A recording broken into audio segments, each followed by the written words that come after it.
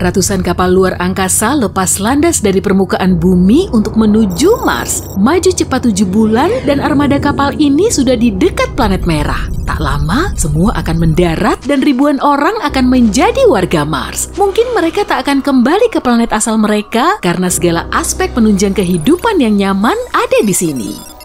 Butuh waktu dan banyak ekspedisi untuk menciptakan koloni yang dapat hidup mandiri di Mars. Beginilah caranya. Langkah demi langkah, manusia berencana membangun kota utuh di sana dengan pabrik, rumah sakit, gedung, apartemen, bahkan tempat rekreasi dan restoran. Pertama, kita perlu memilih waktu peluncuran roket. Jendela peluncuran terbuka setiap 780 hari sekali. Saat itulah jarak antara bumi dan Mars paling pendek. Saat itu, perjalanan akan butuh waktu sekitar 6-7 bulan. Mari pindah ke landasan peluncuran. Di sini, kita bisa melihat kapal antariksa yang terhubung ke roket pendorong. Nyalakan! Pendorong mengirim kapal antariksa ini ke udara, kemudian lepas landas dan mendarat kembali di bumi. Di saat yang sama, mesin kapal antariksa mulai menyala dan masuk ke orbit parkir bumi. Agar bisa sampai di sini, kapal ini telah memakai hampir semua bahan bakarnya dan sekarang perlu mengisi ulang. Untuk mengisi ulang, kita memakai pendorong lagi. Mesin derek besar menaruh kapal antariksa lain di pendorong. Ada tangki bahan bakar besar di dalam kapal. Pendorong ini diluncurkan dari bumi dan membawa pengisi ulang bahan bakar ke orbit. Pengisi ini bertemu kapal antariksa tadi dan mengisi bahan bakarnya. Perjalanan luar angkasa ini mungkin butuh 5 pengisian ulang bahan bakar seperti ini. Dan untuk misi pertama membangun koloni di Mars, kita butuh 5 kapal antariksa. Jadi, akan ada 25 peluncuran dari bumi. Jika satu pendorong memakan biaya 3,2 triliun rupiah, lalu pengisi bahan bakar 1,8 triliun dan kapalnya sendiri sekitar 2,8 triliun, total biaya misi ini lumayan tinggi. Jadi, mari meluncur. Kita percepat timelinenya dan 5 kapal pertama sudah turun ke permukaan Mars. Kapal-kapal ini belum membawa manusia pertama, melainkan hanya muatan seperti persediaan makanan dan air, oksigen untuk bernapas, dan perlengkapan medis. Ada juga modul penunjang hidup, sistem pengelolaan limbah, dan banyak panel surya penghasil listrik pertama di Mars. Sebelum mendarat, salah satu kapal meluncurkan sistem satelit ke orbit. Satelit ini akan menyediakan jaringan komunikasi di planet merah. Jadi, robot memulai pekerjaan mereka di Mars. Pertama, beberapa wahana penjelajah berbaris dan membuka panel surya. Total area yang dicakup setara dengan luas 7 lapangan sepak bola. Efisiensi panel surya di Mars tidak sebaik di bumi. Badai pasir yang sering muncul menutupi permukaan panel dengan pasir. Tapi di saat yang sama, angin kencang dari planet merah juga membantu menyapu pasir ini. Wahana penjelajah lain yang dilengkapi dengan bor kuat mulai mencari air di tanah Mars. Saat air ketemu, kita akan mulai memproduksi bahan bakar. Karbon dioksida yang ada di atmosfer akan kita campur dengan air yang ditambang pada suhu tinggi dan di bawah tekanan tinggi. Ini akan menghasilkan metana untuk roket dan oksigen untuk bernapas. Sejak Februari 2021, wahana penjelajah Mars Perseverance telah menguji teknologi ekstraksi oksigen. Wahana ini membawa sebuah kotak. Ini adalah eksperimen Mars Oxygen ISRU yang juga dikenal sebagai MOXIE. Kotak ini menarik udara Mars, lalu di bawah tekanan tinggi mengambil 1 atom oksigen dari karbon dioksida. Alat ini yang hanya seukuran kotak sepatu bisa memberikan oksigen yang cukup bagi 1 orang astronaut. Namun jika kamu merakit mekanisme yang sama, tapi seukuran pabrik besar, oksigen yang diproduksi akan cukup untuk seluruh koloni dan melepaskan sisanya ke atmosfer Mars. Kelompok wahana penjelajah lain bertugas mengubah permukaan Mars menjadi zona pendaratan untuk mempersiapkan langkah selanjutnya dalam menduduki planet merah.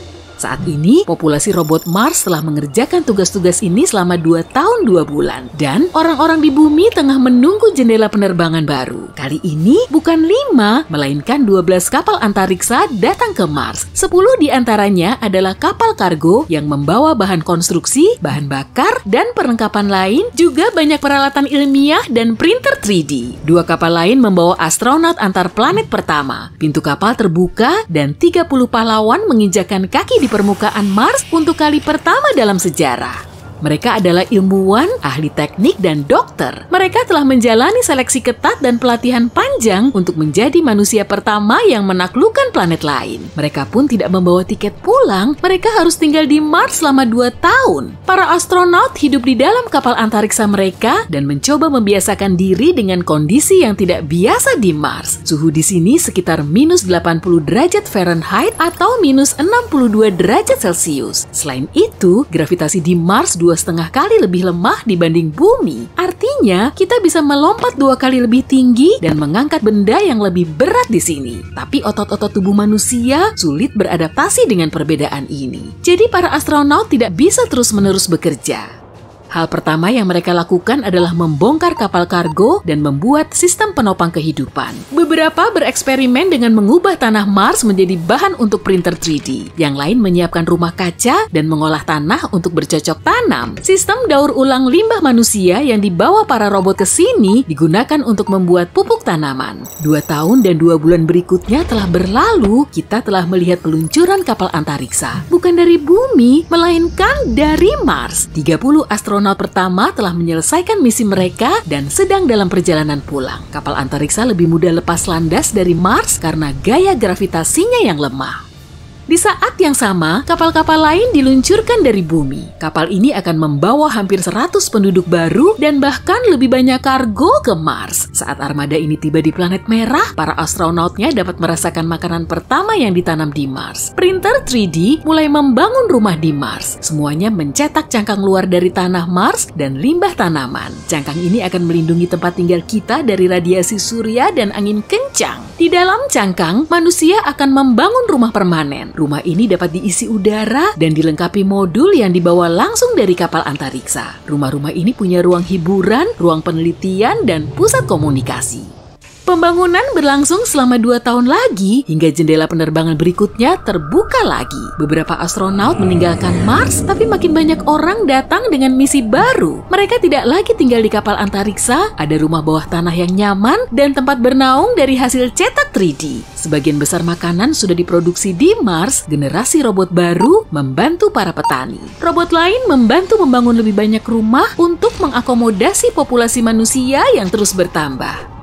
2 tahun lagi telah berlalu, berbagai lembaga antariksa telah meluncurkan misi mereka ke Mars. Ada lebih banyak manusia, lebih banyak peralatan ilmiah, dan bahkan akuarium berisi ikan. Pada tahun 2035, Mars dan Bumi mencapai rekor jarak terpendek. Jadi, manusia mengirim armada besar dengan berisi astronaut dan bahan konstruksi. Saat ini, koloni manusia terlihat seperti kota kecil dengan banyak kubah yang saling tersambung. Penduduknya sudah mulai membangun jaringan terowongan bawah tanah untuk pindah dari rumah ke rumah, laboratorium, dan pabrik. Mereka juga telah membangun rumah sakit pertama. 2 tahun kemudian, populasi Mars mencapai tonggak 1.500 jiwa. Hampir semua orang ini akan menjadi penduduk tetap Mars. 4 tahun dan 2 jendela peluncuran kemudian, restoran pertama membuka pintunya. Selain itu, pembangunan pembangkit listrik tenaga nuklir dimulai. Setelah selesai, warga Mars tidak butuh lagi pasukan konstan dari bumi. Dari atas, koloni ini terlihat layaknya kota kecil. Ada area pertanian, tempat menanam makanan, area hiburan, dan distrik pabrik. Dengan setiap misi baru, manusia membawa lebih banyak panel surya. Sekarang, total areanya sudah setara puluhan lapangan sepak bola. Semua ini membuat para astronaut serasa di rumah. Mereka juga tidak harus menunggu persediaan makanan dari bumi. 20 tahun kolonisasi manusia di Mars. Populasinya kini sekitar 30.000 orang. Para pekerja mulai membawa keluarga mereka ke Mars. Sekolah pertama dibangun di sini. 30 tahun, populasinya sudah lebih dari 100.000 orang. Infrastruktur koloni memungkinkannya hidup mandiri. Orang-orang menghasilkan makanan yang cukup serta mendapatkan bahan bakar dan oksigen yang cukup. Saat ini tanaman pertama mulai tumbuh di tanah Mars. Ada makin banyak oksigen di atmosfer Mars. Pepohonan yang ditanam di rumah kaca adalah penyumbang terbesarnya. Efek rumah kaca dari semua aktivitas manusia menghangatkan permukaan Mars meski cuma sedikit. Manusia masih harus mengenakan pakaian antariksa saat keluar. Masih butuh bertahun-tahun lagi sebelum manusia bisa bernapas di Mars layaknya di bumi. Secara bertahap, sungai dan danau akan muncul, tanaman hijau akan menutupi sebagian besar tanah, lalu penduduk Mars bisa keluar tanpa helm oksigen dan menyebut planet merah yang sekarang hijau ini sebagai rumah mereka.